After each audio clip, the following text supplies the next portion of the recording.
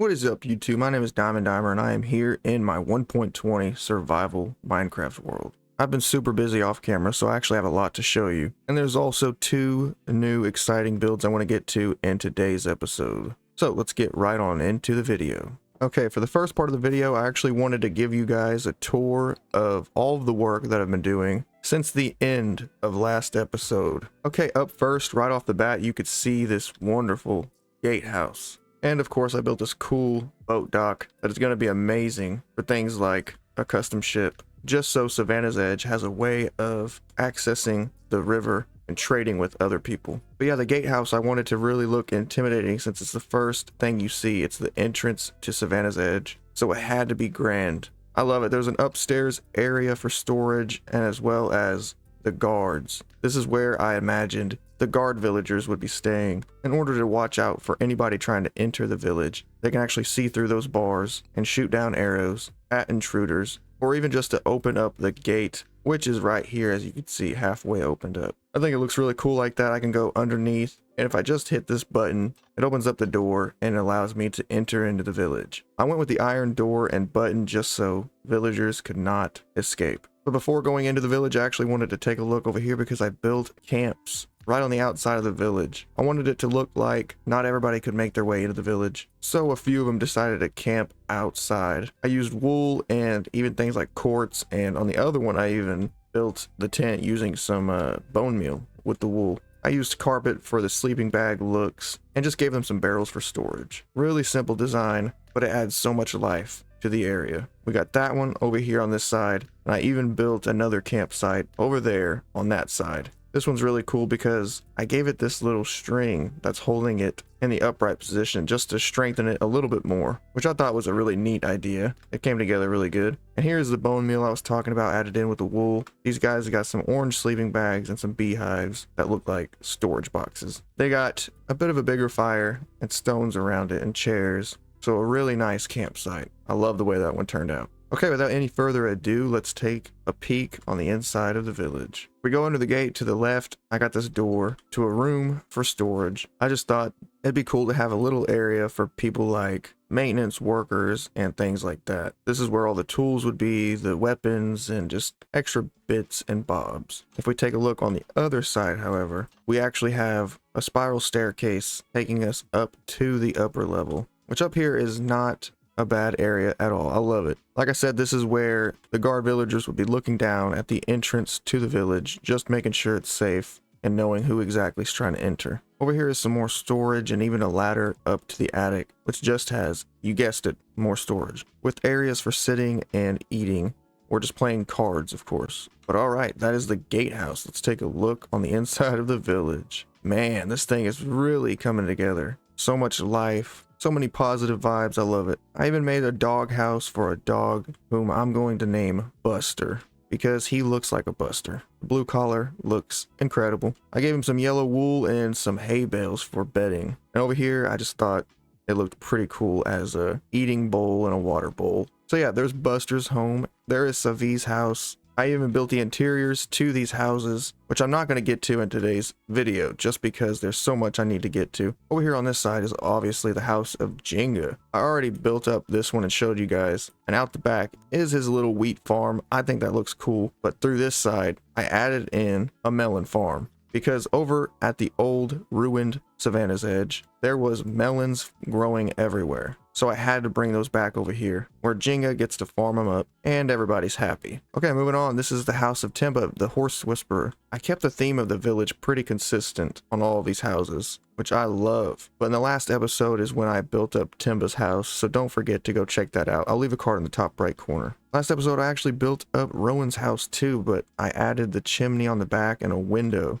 as well as the interior. And that is the front part of the village, looking really good. All right, next up I wanted to go over the backyard area for these two houses. I think it's so cool. I showed you the wheat farm for Jenga's house, but if you keep walking, you'll find your way over to the horse whisperer Timba's house in the backyard, which has the horse stables. Now, we've seen this one last episode. It's really cool, but what I added in was Ben's house, which is the one right here. This house actually gave a different roof style than the rest of them so far, because Ben is a little bit different than all of the other villagers. That's why even his windows are different. They're stained with black, and they got black curtains on the inside. He's got a little bit of a garden area in this corner, which I thought was really cool looking. But let's just take a peek on the inside real quick. He's got the spiral staircase going up to the upper floor, storage on the back side of that, and a kitchen in the front. But upstairs, I really tried to capture his personality using all of this black carpet, the black curtains, and even the black bed.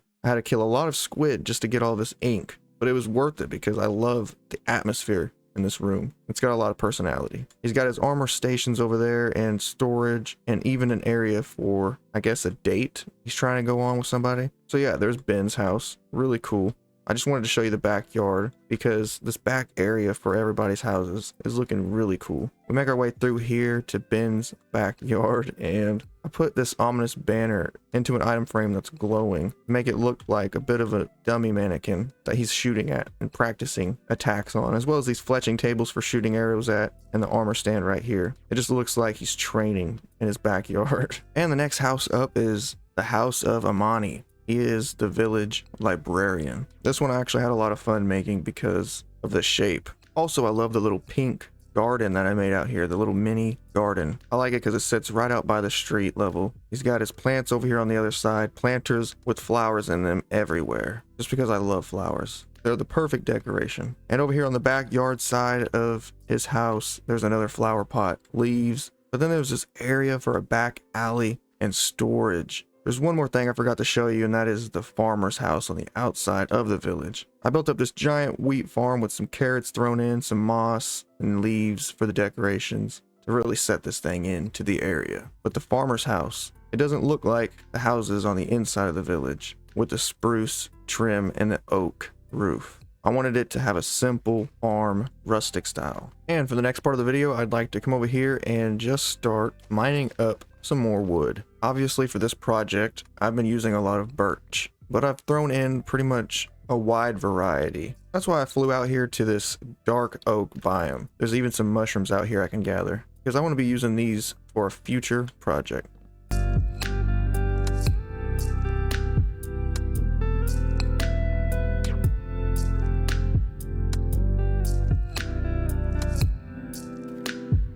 While I'm out here, I wanted to ask for your opinion and for your feedback on the videos. Your comments mean the world to me. They're pretty much my favorite part about being a YouTuber. They are what keep me going. So thank you all who have been supporting me on this journey. It's just important that I keep on improving as a content creator, and I want to be the best that I can possibly be for you guys.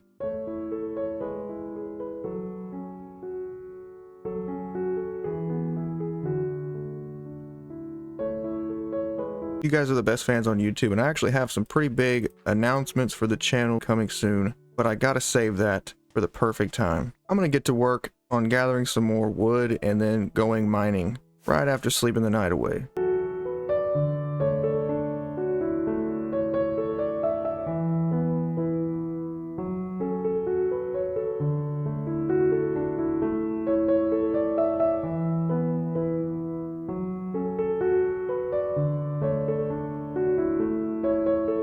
Alright guys, I just got done gathering up a bunch of materials. You saw me gather up all of the trees that were over there on that little island right next to the base. I want to go exploring now. I want to try to find some new animals added by the mod Naturalist. Over the last few episodes, I have been checking out some new animals, but the savannah that I'm currently in has not had any new animals, so I want to go deeper and try to explore some new terrain, new savannah, in hopes that I get some new animals to spawn. So here is the old Savannah's Edge. Let's take a stop and just look real quick. This is the old Savannah's Edge. Villagers are still running around a little bit, but yeah, I'm gonna push on in this direction because I don't think I have explored over here just yet. I'm gonna land right over here and walk by foot because I wanted to give you guys a riddle to work on while I'm exploring. You can think about this and let me know your answers down below and I will check them out. So here we go. I live in the ground but I am not a mole. I can be shiny, but I am not gold. What am I? Alright guys, that's a fun one. I hope you get it. Leave your guesses down below. And if you get it right, I might go ahead and shout you out in the next video. Okay, let's take a look over here real quick. It's a little bit higher up. Okay, so far, there's nothing but what looks like a horse, but that can be a zebra, and it is black and white. We have to get a closer look at this. I almost forgot that I had an elytra. All right, let's walk up on this because I really do think this is a zebra the closer I get. Holy cow, that is a zebra. All right, let's take a look. This thing is, okay, scared of me, so I can't get too close. Can I sneak up on it? No, he still is a little spooked, but I didn't mean to scare him out of his water hole. Oh, what? Is that another butterfly? You see that blue one? Oh my gosh, there's another one over there. Let's go take a look. The zebra was cool, but I'm gonna leave him alone. Wow, look at that butterfly. I think we can all agree that this is the best mod ever, right? Like, why aren't butterflies already in the game? Look how cool that looks. I want to keep exploring the savannah, so I'm going to go right over here to where this butterfly is. Wow. Just back over the hill, see if there's not any more animals. Man, that looks sweet. What the heck is that over there?